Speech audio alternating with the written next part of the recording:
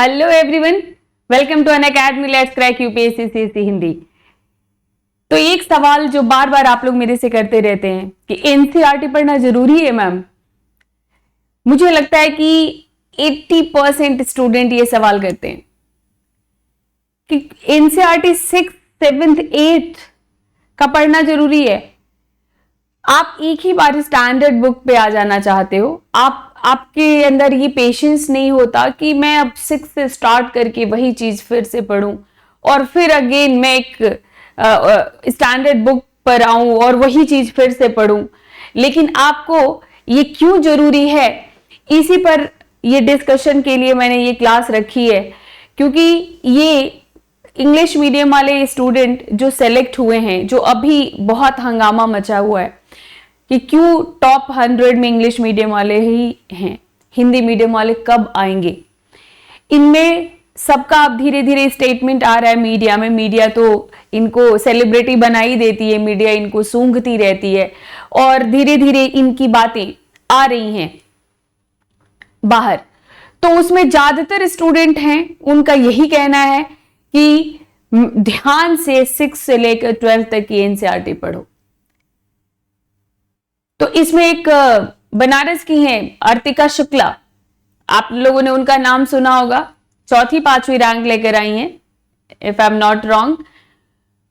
तो उनके फैमिली में उनके जो ब्रदर्स हैं उन्होंने भी सिविल सर्विसेज क्वालिफाई किया हुआ है। वहीं बनारस में सेंट जॉन्स स्कूल से 12th करने के बाद वो मेडिकल फील्ड में चली गई थी। उनका यही कहना है कि कोई कोचिंग नहीं ली मैंने और मैंने सेल्फ स्टडी किया, और लेकिन मैंने बहुत ही ध्यान से 6 to 12 की एनसीईआरटी पढ़ी। तो हालांकि ये लोग कहते हैं मॉक टेस्ट के लिए उन्होंने कोई ना कोई इंस्टीट्यूट जरूर ही ज्वाइन किया होगा, क्योंकि उन्होंने फिर लगातार मॉक टेस्ट दिए। तो मॉक टेस्ट देते हैं लोग, जो भी उनको एक किसी पर्टिकुलर सब्जेक्ट के लिए वो लोग ले लेते हैं। ऐसे क्या होता है कि सेलेक्ट करने वाले लोग, सिलेक्शन पाने वाले लोग थोड़ी सी बातें वैसी कर जाते हैं, लेकिन कहीं ना कहीं हर किसी को गाइडेंस की जरूरत पड़ती है। तो लेकिन यह है कि हाँ, वो सेल्फ स्टडी पर ज्यादा फोकस करते हैं। तो एनसीईआरटी आपके लिए इसीलिए जरूरी है क्योंकि वो आपके बेसिक कॉन्सेप्ट को वो क्लियर करता है। और कैसे, तो अभी उसी पर बातचीत करेंगे। बातचीत शुरू करने से पहले थोड़ा सा अनअकैडमी के बारे में। तो ये अनअकैडमी जो इंडिया का लार्जेस्ट लर्निंग प्लेटफॉर्म बन चुका है, और आपको और मेरे को, हम दोनों को, हमारे जैसे कई एडुकेटर्स और कई आपके जैसे स्टूडेंट्स के बीच में जो ये पूल बना हुआ है अनअकैडमी, जिसने इस प्लेटफॉर्म को दिया है आपसे कम्युनिकेट करने के लिए, आपसे बातचीत करने के लिए। तो ये अनअकैडमी, ये इस बार 2020 का जो रिजल्ट है उसमें भी अच्छा परफॉर्मेंस रहा है। तो आप देखिए 2nd रैंकर, फिर ये आपके टॉप 20 के जो रैंकर्स हैं, टॉप 50 में 15 स्टूडेंट हैं, इनके नेम्स हैं ये, और 169 प्लस सिलेक्शंस हैं। आज संडे 11 AM पर आप लोगों ने जरूर दिया होगा कॉम्बैट, और फिर आप इसी तरह से आप हर संडे जो कॉम्बैट होता रहता है, कॉम्बैट देते रहिए। रिंकू लाइव कोड के साथ अपने को एनरोल कर लीजिए। 20 बुक्स का ऑफर अनअकैडमी फिर लेकर आ चुकी है, और लोन फैसिलिटी आपकी है अनअकैडमी पर। आप लोन कराकर एडमिशन ले सकते हैं। कुछ डॉक्यूमेंट प्रूफ आपको देना होता है। ये जो आप लिंक देख रहे हैं, एक सेकेंड, यस, तो ये जो आप लिंक देख रहे हो, ये लिंक आपको इसी डिस्क्रिप्शन बॉक्स में, जो मेरी क्लास ले रहे हो आप, इसी डिस्क्रिप्शन बॉक्स में ये लिंक मिल जाएगा। इसको जैसे क्लिक करोगे, अनअकैडमी टीम से कोई ना कोई आपको कांटेक्ट करेगा और आपको पूरा प्रोसेस बता देगा। तो ये कुछ मेरे बारे में, ये आइकॉनिक सब्सक्रिप्शन की ये सभी फैसिलिटीज हैं, और इसमें अभी फिलहाल जीएस का सब्सक्रिप्शन अवेलेबल है। तो 67,050 में 1 ईयर का आइकॉनिक, 1,04,175 में 2 ईयर का, 1,38,375 में 3 ईयर का है। इसी को अगर प्लस में लेते हैं आप, जिसमें कि पूरा का पूरा आपका कोर्स कंप्लीट कराया जाएगा, स्ट्रक्चर अनलिमिटेड एक्सेस होगा, सिर्फ पर्सनल गाइडेंस नहीं, तो ये 44,550 1 year, 64,800 2 year, 81,000 3 year, Rinku live code के साथ। और ऑप्शनल का आप अलग से ले सकते हैं, जो कि आप लोगों का 24,750 में 1 ईयर का हो जाता है। इसमें 2 साल का भी है, 3 साल का भी है। इतिहास और समाज शास्त्र, ये 2 विषय मैं पढ़ा रही हूँ अनअकैडमी पर। जिनका भी सोशियोलॉजी ऑप्शनल है, हिस्ट्री ऑप्शनल है, वो मेरे कोर्स से आ जाएं। आपको कोई भी बुक खरीदने की जरूरत नहीं, अलग से नोट्स के लिए चिंता नहीं, मेरी क्लास और मेरे नोट्स इनफ होंगे। चुनौती सीरीज यहाँ पर आपको अक्टूबर में ये आपको यहाँ पर बहुत सारे टेस्ट सीरीज मिलेंगी। रिंकू लाइव कोड के साथ अपने को एनरोल कर लीजिए। रिंकू लाइव मेरा कोड और ये मेरा टेलीग्राम लिंक। तो चलिए फिर बातचीत शुरू करते हैं कि क्यों एनसीईआरटी पढ़ना ही है ना। तो इसमें जब यूपीएससी का जो देखो एग्जाम है, यूपीएससी का exam, it is more about your concept. ये यहाँ यूपीएससी फैक्ट्स पर, जैसा कि आप लोगों ने देखा है, फैक्ट्स पर इसका फोकस कम रहता है। तो फैक्ट्स याद रहने चाहिए, लेकिन छोटे मोटे फैक्ट्स आप भूल भी जाते हो तो चलता है। कॉन्सेप्ट अगर क्लियर होता है तो आप प्रीलिम्स के भी पेपर को क्लियर कर लेते हो एलिमिनेशन मेथड से, सिर्फ कॉन्सेप्ट अगर क्लियर रहता है तो आपको क्या है कि आपको सिर्फ रटना नहीं है, क्या करना है, क्योंकि सिर्फ फैक्ट नहीं है ये। जैसा कि मैंने बताया कि यूपीएससी का परीक्षा ये पूरा का पूरा क्या चेक करता है, ये चेक करती है यूपीएससी आपका कॉन्सेप्ट। यूपीएससी का जो पूरा का पूरा पैटर्न है, पूरा का पूरा पैटर्न वो कॉन्सेप्ट पर है। और कहीं ना कहीं हिंदी मीडियम वाले स्टूडेंट यहां पर लैग कर रहे हैं। मैंने एक बार और बताया था आप लोगों को कि हिंदी मीडियम की जो पढ़ाई होती है, इसमें आपकी कोई गलती नहीं है। कई बार स्टूडेंट कमेंट सेक्शन में कमेंट करना शुरू कर देते हैं कि फिर आपका ये कहना है कि हिंदी मीडियम वाले पढ़ाई नहीं करते, मेहनत नहीं करते। बात वो नहीं है। शुरू से ही आपको जिस तरीके से पढ़ाया जाता है तो वहां रट्टाफिकेशन ज्यादा होता है। और एनसीईआरटी जो कि सरकार मैंडेटरी कर चुकी है कि सभी स्टेट में हर गवर्नमेंट स्कूल में एनसीईआरटी पढ़ाया जाए, पर क्योंकि शिक्षा समवर्ती सूची में आता है तो इसलिए स्टेट गवर्नमेंट अपनी अपनी किताबें चलाया करती हैं। UP board, Bihar board, Tamil Nadu board, Karnataka, Maharashtra board, ये लोग अपनी अपनी किताबें चलाया करती हैं। तो आपको वहां पर एनसीईआरटी नहीं पढ़ाया जाता। और ये जो इंग्लिश मीडियम वाले हैं ये शुरू से ही एनसीईआरटी पढ़ रहे होते हैं, शुरू से ही ये एनसीईआरटी से ही इनकी पढ़ाई होती है। मोस्टली जो इंग्लिश मीडियम वाले स्कूल्स हैं वो एनसीईआरटी पढ़ाते हैं। हालांकि उनमें भी कहीं कहीं तो बुक से कमीशन, जो पब्लिशर से कमीशन खाने के लिए वो लोग कुछ और किताबें चला देते हैं, लेकिन ज्यादातर एनसीईआरटी पर बेस्ड होती हैं। और मैंने देखा है एनसीईआरटी सीनियर लेवल पर तो एनसीईआरटी पढ़ाना शुरू कर ही देते हैं, भले ही प्राइमरी लेवल पर वो कुछ वैसी किताबें पढ़ा दें, पर जैसे ही अपर प्राइमरी सेकेंडरी में आते हैं वो फिर से फुल एनसीईआरटी पढ़ाना शुरू कर देते हैं। अब उन्होंने शुरू से एनसीईआरटी पढ़ी, और एनसीईआरटी जब आप पढ़ते हो तो आपको यहाँ पर फैक्ट्स कम मिलते हैं। यहाँ पर हर चीज कहानी की तरह आपको समझाया जाता है कि कोई भी घटना हुआ तो क्यों हुआ, कैसे हुआ, इसके पीछे क्या कारण थे, कि किस तरह से ये घटनाक्रम आगे बढ़ता है, कौन कौन से उस समय कारक जिम्मेदार थे। तो इस तरह से ये पूरा का पूरा एनसीईआरटी आपको समझाता है। और ये बहुत जरूरी है समझना। आप कोई भी सब्जेक्ट लो, किसी की भी सब्जेक्ट की बात करो, आप देखोगे तो एनसीईआरटी आपको एक एक छोटी छोटी चीजों को समझाता है। आप जैसे पॉलिटी आप पढ़ते हो तो पॉलिटी में एनसीईआरटी आपको शुरू से ही पहले वो कोशिश करता है कि आपको एक समाज की समझ हो जाए, ताकि समाज में कितने तरह की असमानताएं हैं, और फिर धीरे धीरे आप ये समझो कि फिर किस तरह से संविधान में इन असमानताओं को दूर करने का प्रयास किया गया है, और फिर ये हमारी वर्तमान राजनीति को किस तरह से प्रभावित करता है। तो इसीलिए आप लोग का क्या है, रूढ़िवादिता क्या होती है ना, रूढ़िवादी धारणा क्या होती है, लिंग भेद क्या होता है, आपका पूर्वाग्रह आपको बताया गया है क्या होता है। तो इस तरह से आप लोगों को छोटी छोटी चीजें क्लास 6 में मिलती हैं।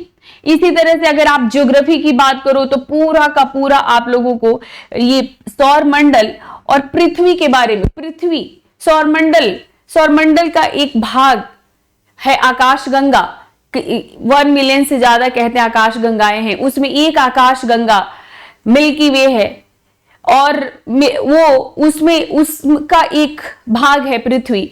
उस पृथ्वी के बारे में पूरा आपको बताया जाता है कि किस तरह से पृथ्वी सूर्य का चक्कर लगाती है, रोटेशन क्या होता है, रेवोल्यूशन क्या होता है, किस तरह से मौसम बदलते हैं, किस तरह से दिन रात होता है, किस तरह से टाइम जोन हम डिसाइड करते हैं, लॉन्गिट्यूड क्या है, लैटिट्यूड क्या है, ये सब आप किस में समझ जाते हो? क्लास 6 में।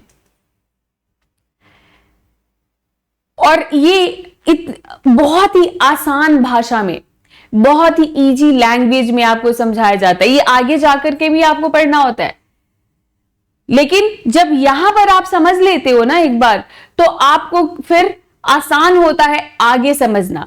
अब इसमें क्या करना है आपको, एनसीईआरटी बेसिक से समझाती है और इसीलिए आपको क्लास 6 से पढ़ाई करनी है, ठीक है? इसीलिए आपको पढ़ाई किससे करनी है? तो क्लास 6 से करनी है। लेकिन इसमें आपको कैसे आपको डिसाइड करना है कि मुझे कहां से करना है ना? डिसाइड कैसे करना है आपको? तो देखो, अभी जैसे कि 3 स्ट्रीम होता है, साइंस, ह्यूमैनिटीज, जिसको ग्रामीण एरिया में बातचीत की भाषा में आर्ट्स कह दिया जाता है, आर्ट्स सब्जेक्ट, है ना? बीए जिसको हम कहते हैं। यानी जब आप एक तो करते हो बीएससी, एक आप करते हो बीए और दूसरा आप करते हो कॉमर्स लेते हो, ठीक है? कॉमर्स लेते हो और आप करते हो बीकॉम। यहां पे जो साइंस वाले हैं ज्यादातर 12th के बाद बीटेक कर लेते हैं।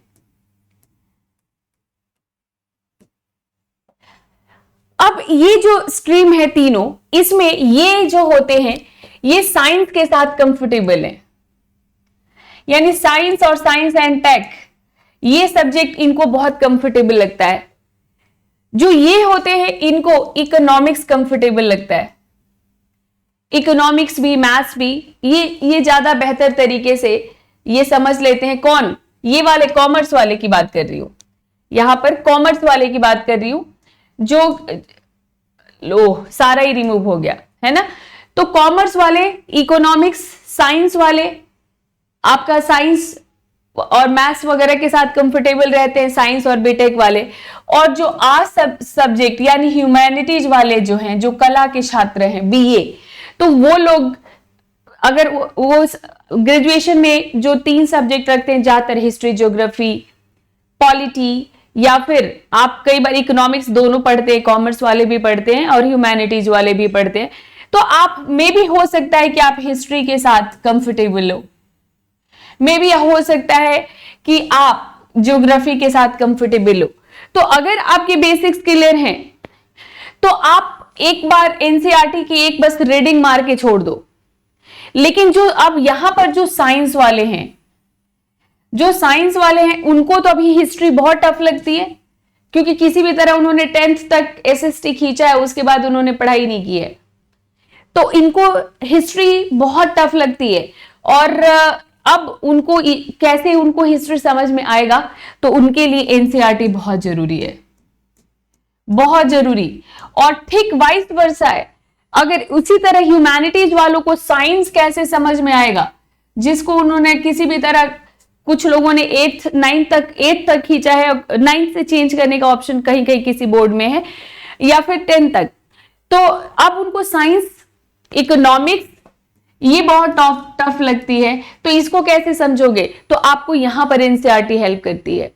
तो एनसीईआरटी का क्या मतलब होता है, आप ये समझ लो कि एनसीईआरटी, और वो भी 6 से अगर शुरुआत करते हो, तो आप अगर आपने उस सब्जेक्ट को बिल्कुल भी छुआ भी नहीं है, उस सब्जेक्ट को ना जाना है ना पहचाना है, कुछ भी नहीं, तो ये एनसीईआरटी क्या करती है, आपकी जान पहचान करा देती है।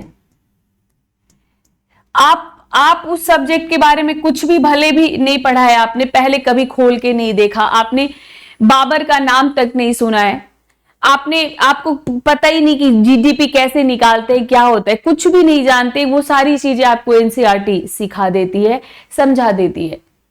और एक ही बार अगर एनसीईआरटी स्किप करके आप स्टैंडर्ड बुक ले लेते हो तो फिर आपको वो चीजें उस तरह से आप रट के तो याद कर लेते हो, और रट कर याद करने में आपने एक फर्क देखा होगा कि वहां पर कंफ्यूजन हमेशा रहता है, और 2-4 अगर फैक्ट्स मिस हुए तो पूरा का पूरा ये ब्लैंक हो जाता है।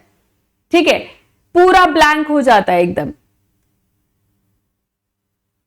और वही अगर आपने उस चीज को समझ लिया है तो 1-2 फैक्ट्स भी भूलते हो तो भी आप आंसर कर लेते हो, और चाहे वो प्रीलिम्स का हो या मेंस का। और सबसे ज्यादा इसका बेनिफिट किस में है, तो मुख्य परीक्षा में।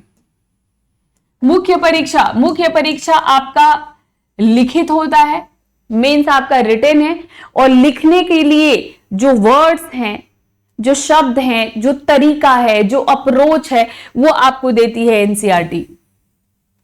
एनसीईआरटी अगर आपने पढ़ के और एनसीईआरटी के क्वेश्चंस को लिखना शुरू कर दिया तो आपकी आंसर राइटिंग की प्रैक्टिस हो गई। और हिंदी मीडियम वालों के साथ एक समस्या, आंसर राइटिंग नहीं करना चाहते। वो एक बस सोचते हैं कि एक ही बार जाकर हम परीक्षा में लिखेंगे, या पहले पूरा फोकस प्रीलिम्स पर होता है, पहले प्रीलिम्स तो निकले, फिर देखते हैं आंसर राइटिंग के लिए, फिर मेंस के लिए देखते हैं। हिंदी मीडियम में मुझे लगता है कि 70% स्टूडेंट ऐसा ही सोचते हैं, इसीलिए उनका सिलेक्शन भी नहीं होता। हिंदी मीडियम में जो सिलेक्शंस होते हैं वो 25-30% का है, और काफी वो भी बहुत कम रैंक पर होता है ना। जैसे वो ज्यादातर ये लोग होते हैं 250 से 700 के बीच में, ऐसे रैंक्स आते हैं।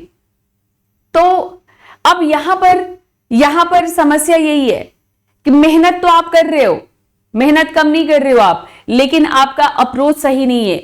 और सही अप्रोच क्या है कि सबसे पहले एनसीईआरटी पढ़ो, और एनसीईआरटी में जो ये बॉक्स बनाकर जो टर्म्स दिए गए रहते हैं उन सभी टर्म्स को नोट करते रहो। जैसे इस बार आप लोगों का औरांग पूछा था। औरांग फारसी भाषा में क्या शब्द है ये औरांग, और इसका मतलब होता है गोदाम। और आपकी क्लास 8th की एनसीईआरटी से ये पूछा हुआ था। तो आपका सिर्फ एनसीईआरटी मुख्य परीक्षा के लिए नहीं, ये क्लास 8th में था ये औरांग, तो आपके लिए 8th इंपॉर्टेंट हुआ ना, क्योंकि वहां से क्वेश्चन आया हुआ है। पढ़नी जो कि आप लोगों को क्लास 6 की एनसीईआरटी में यूं बॉक्स बनाकर पढ़नी के अष्टाध्यायी के बारे में लिखा हुआ है, वहां से क्वेश्चन पूछा गया था। अशोक वो 6th में भी है और 12th में भी है, अशोक से क्वेश्चन पूछा हुआ था। तो आप लोगों को इसमें क्या करना है कि आप इस तरह के जो भी टर्मिनोलॉजीज हैं उसको नोट करते हुए चलो। पूरी की पूरी एनसीईआरटी से लाइन बाय लाइन आपको नोट्स बनाने की जरूरत नहीं है। अशोक का धम क्या है, या चंद्रगुप्त मौर्य की पॉलिसी किस तरह से उसने विजय अभियान चलाया, या समुद्रगुप्त का जो उत्तर विजय है, दक्षिण विजय है, ये सारी चीजें बस पढ़ लो, समझ लो। ज्यादा से ज्यादा नोट करना है तो आप देख लेना कि भाई कैसे आर्यावर्त और दक्षिणावर्त में किन किन क्षेत्रों में किन किन शासकों को कैसे जीता उन्होंने। यहां से नोट्स मत बनाओ, ये फिर से आपको पढ़ना है। इंडस वैली सिविलाइजेशन का टाउन प्लानिंग यहां से सिर्फ पढ़ लो, उसका नोट्स मत बनाओ, क्योंकि ये आपको टाउन प्लानिंग फिर पढ़ना है, फिर आप स्टैंडर्ड बुक में भी पढ़ोगे। लेकिन यहां पर जो टर्मिनोलॉजीज दी गई है इस तरह की, कि जैसे जन और विष है, जन और विष, अब आपको ये जन और विष बिल्कुल नोट कर लेना है कि जन और विष का क्या मतलब है, तो आपको नोट कर लेना है इसको, क्योंकि आपको जितनी अच्छी तरह से ये क्लास 6 में समझाया गया, आगे की क्लास में नहीं समझाया जाएगा, क्योंकि भाई वो स्टैंडर्ड बुक है, तो वो छोटी छोटी चीजें क्यों समझाएंगे आपको। तो इन सभी छोटी छोटी चीजों को समझने के लिए, पूरा अपना कॉन्सेप्ट क्लियर करने के लिए आपको एनसीईआरटी पढ़ना है और सभी टर्मिनोलॉजीज नोट करना है, क्योंकि यह आपकी एनसीईआरटी से, सिर्फ एनसीईआरटी से अगर हम लोग बात करें अगर 6 to 12th की बात करते हैं, साइंस में आपको 11 12th का नहीं पढ़ना है, बाकी सब सब्जेक्ट में 11 12th का पढ़िए, 6 to 12th पढ़िए, साइंस में सिर्फ 10 तक। तो यहां से आप लोगों का 40-45% क्वेश्चन आप लोगों का प्रीलिम्स में भी पूछा जाता है, प्रीलिम्स में भी। और पता नहीं क्यों आप एनसीईआरटी से भागते हो, क्यों चाहती हो कि एक ही बार मैं क्यों यहां पर टाइम वेस्ट करूं, एनर्जी वेस्ट करूं। मैं सीधा जब क्वेश्चन स्टैंडर्ड बुक से आते हैं तो मैं वहीं से क्यों ना पढ़ाई करके नोट्स बनाना शुरू कर दूं। ये रहता है हमेशा आपके दिमाग में। और स्टैंडर्ड बुक आपको वो कॉन्सेप्ट कभी देता ही नहीं है जो कॉन्सेप्ट आपको एनसीईआरटी दे देती है, जो समझ आपको एनसीईआरटी दे देती है विषय। तो विषय की समझ आपको एनसीईआरटी देती है और इसी समझ के आधार पर आप यूपीएससी की परीक्षा पास करोगे। तो इसमें कितना आपको याद है, it's doesn't matter, it doesn't matter आपको कितना समझा है आपने, ये मैटर करता है कि आपने समझा कितना है। तो समझने के लिए आपको, विषय को समझने के लिए एनसीईआरटी पढ़ना है। और गांठ बांध लो, गांठ बांध लो। एनसीईआरटी को आप रीडिंग लगाइए, पूरा टर्मिनोलॉजीज नोट करते जाइए और एनसीईआरटी का पूरा समझते हुए कि अच्छा ये आपको एंशिएंट हिस्ट्री की जो समझ आपकी क्लास 6 देगी वो आपको क्लास 12th भी नहीं देगा, तो आपको 6 छोड़ नहीं सकते। इसी तरह मेडिवल हिस्ट्री की जो समझ आपको क्लास 7 देगा वो आपको क्लास 12th भी नहीं देगा, क्योंकि 12th में अपग्रेडेड है, तो आपको 7th में पढ़ना है। इसी तरह से मैं ज्योग्राफी की भी बात कर रही हूं, इसी तरह से पॉलिटी की भी बात कर रही हूं। पॉलिटी जो 6 to 8 है वो आपको इतनी बढ़िया समझ देता है सोसाइटी की, और फिर वो कॉन्स्टिट्यूशन की, आपका कॉन्स्टिट्यूशन किन परिस्थितियों में बना। तो ये सभी विषयों में, इसी तरह साइंस में आप लोगों को छोटी छोटी टर्म्स आपको 6 to 8 में क्लियर हो जाएंगे। बिल्कुल एकदम आपको अच्छी तरह से साइंस समझ आने लग जाएगा। और जब समझ आने लग जाएगा तो करेंट में जो साइंस एंड टेक के क्वेश्चंस होते हैं वो भी आपको अच्छे से समझ में आता है, जो कि पेपर 3 में आपको हेल्प करेगा। ठीक है, तो अब आप समझ गए कि एनसीईआरटी क्यों पढ़ना है। इस पे आप लोगों को बहुत कंफ्यूजन ये रहता है कि नोट्स, आपको कंफ्यूजन ये भी रहता है कि क्या एनसीईआरटी का नोट्स कैसे बनाएं। तो मैंने जैसा कि आपको बताया कि एनसीईआरटी जब आप पढ़ना शुरू करते हो तो आपको दिमाग में ये रखना है कि मुझे इस पर, अगर अभी मैं पॉलिटी पढ़ रहा हूं तो मुझे लक्ष्मीकांत भी पढ़ना है। तो आपको यहां पर अब आर्टिकल्स नोट करने की जरूरत नहीं है। आपको यहां पर कॉन्स्टिट्यूशन में आपके जैसे क्लास 6 में आपको पंचायत के बारे में बताया गया है, 7th में आपको स्टेट लेजिस्लेचर, 8th में आपको सेंट्रल की ये पार्लियामेंट के बारे में बताया गया है, फंडामेंटल राइट्स वगैरह सब। फिर जब आप 9th में जाते हो तो 9th और 10th आपका इंटरनेशनल पॉलिटिक्स के बारे में भी थोड़ा थोड़ा आपको बताता है, संविधान निर्माण कैसे हुआ ये भी बताता है। तो आप जैसे ही 9th में पहुंचते हो तो फिर ये डिटेल में है, ये वहां पर डिटेल में सब प्रस्तावना के एक एक शब्दों की अच्छी तरह से व्याख्या की गई है वहां पर भी। तो आपका क्या है कि जैसे कुछ सब्जेक्ट के लिए आपको स्टैंडर्ड बुक पढ़ना है, जैसे कि हिस्ट्री सिर्फ एनसीईआरटी से नहीं चल पाएगा, न्यू एनसीईआरटी से। तो ओल्ड एनसीईआरटी पढ़ना पड़ता है जो कि अब बुक बन चुका है आपका आर एस शर्मा, सतीश चंद्र, बिपिन चंद्र। और हम लोग अभी बात करें न्यू एनसीईआरटी की। तो न्यू एनसीईआरटी में 6 to 12th कौन कौन सी किताब पढ़नी है आपको। तो हिस्ट्री में, हिस्ट्री का क्या है कि हिस्ट्री आपको पढ़ना है सिर्फ 6 to 8, आप ज्यादा ध्यान से पढ़ो। जो इसके बाद 10th 11th 12th जो है ये आपका बस ये कह सकते हो कि 9th 10th ये आपका कंटेम्प्ररी है, ये समकालीन विश्व, कंटेम्प्ररी वर्ल्ड। तो उसमें वर्ल्ड हिस्ट्री के आपके टॉपिक्स हैं। तो वो वर्ल्ड हिस्ट्री आपका सिर्फ और सिर्फ आता है मुख्य परीक्षा में, तो आपको मुख्य परीक्षा में हेल्प करेगा। पर 9th 10th अगर आप अभी टाइम नहीं है तो आप चाहो तो स्किप कर सकते हो, क्योंकि उसमें भी कॉन्सेप्ट पर बात की गई है, जैसे पेस्टोरल समाज पर बात की गई है, चरवाहा समुदाय पर। तो वो चरवाहा समुदाय आपको सिर्फ भारत का भी बताया जाता है, अमेरिका का भी बताया गया है, अफ्रीका का भी बताया गया है। तो एक साथ आप कई ऐसे समाजों के बारे में पढ़ते हो और फिर आप देखते हो ऐसे इस समुदाय के मतलब अलग अलग जगह पर ये जो समुदाय है, तो कई इन समुदायों के बारे में आप अलग अलग परिप्रेक्ष्य देखते हो। तो बुरा नहीं है, पर अगर समय बचाना है तो 6 to 8 आपने इंडियन हिस्ट्री के लिए पढ़ी और फिर यहाँ पर 12th है आपका। तो 12th की पढ़ोगे तो इसमें जैसे थोड़ा सा विस्तार से गौतम बुद्ध के बारे में दिया गया है, जैनिज्म के बारे में दिया गया है हिस्ट्री में। इसी तरह से अगर आप पॉलिटी में आते हो तो पॉलिटी में बहुत विस्तार से 11th 12th में अच्छे से दिया गया है। और इसी तरह से आप इकोनॉमिक्स का 11th 12th बहुत अच्छा है।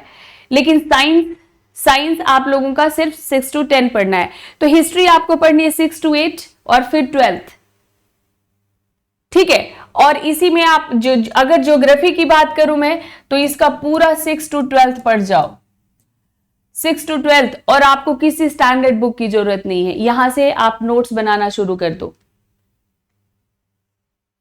कोई किसी स्टैंडर्ड बुक की जरूरत नहीं पड़ेगी अगर आपने ज्योग्राफी 6 to 12th पढ़ ली, ठीक है।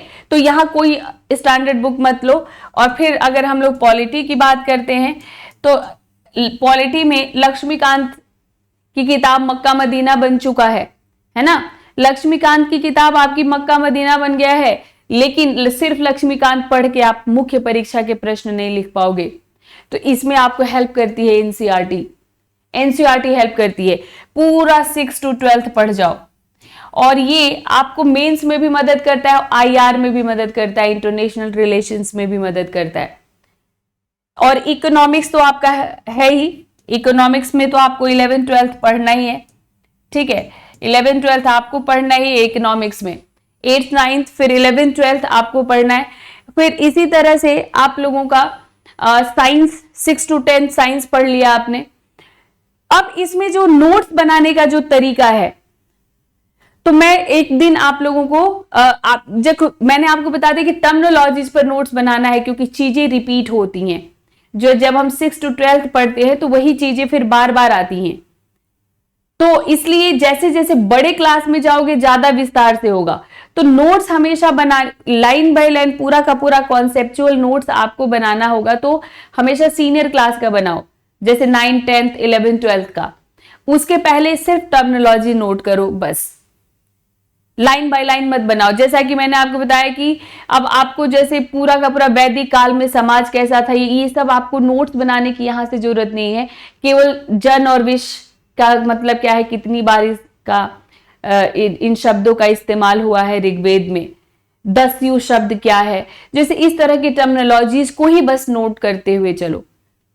शब्दावलियों पर ध्यान दो बस। और अपना जो प्रॉपर आपको अपना जो नोट्स बनाना है तो वो सीनियर जब 9th to 12th वालों पर बनाओ बस, उसके पहले नहीं, ठीक है। ये करना है आपको। तो इस तरह से एनसीईआरटी में बहुत कंफ्यूजन रहता है आपको कि नोट्स भी बनाएं क्या, नोट्स भी बनाएं क्या। बार बार आपको क्या है कि इसको सिर्फ पढ़ के समझ लेना है, पढ़ के समझ लेना है, लाइन बाय लाइन नोट्स नहीं बनाना है, सिर्फ टर्म्स पर ध्यान दीजिए बस। और आपको ज्यादा टेंशन नहीं लेना है इसमें। क्यों? क्योंकि हम लोगों ने पढ़ा रखा है। आपको अनअकैडमी पर सभी एनसीईआरटीज की क्लास मिल जाएंगी आपको, बस समझते हुए साथ में चलो और जो पीडीएफ शेयर करते हैं वहीं से टर्मिनोलॉजीज नोट कर लो, ठीक है। तो यही करना है आपको। तो 6 अक्टूबर से ये सभी न्यू बैचेस शुरू हो रही हैं 2022 के लिए, 23 के लिए। और ये 18 अक्टूबर से मुख्य परीक्षा के बैचेस शुरू हो रही हैं अनअकैडमी पर, तीनों ही मीडियम से, इंग्लिश हिंदी बाइलिंगुअल, ठीक है। और ये 2 अक्टूबर से शुरू हो गया है weekend current affair simplified batch, जिसमें the Hindu, the Indian Express, All India Radio, RSTV, PIB, सबका ही कवरेज आपको यहां पर मिलेगा, ठीक है। तो अगर आपको पसंद आए तो लाइक करें, शेयर करें, और मिलते हैं फिर दूसरे सेशन में। मुझे उम्मीद है कि आप इन बातों पर ध्यान देंगे और एनसीईआरटी आप जरूर पढ़ेंगे। Bye bye, all the best.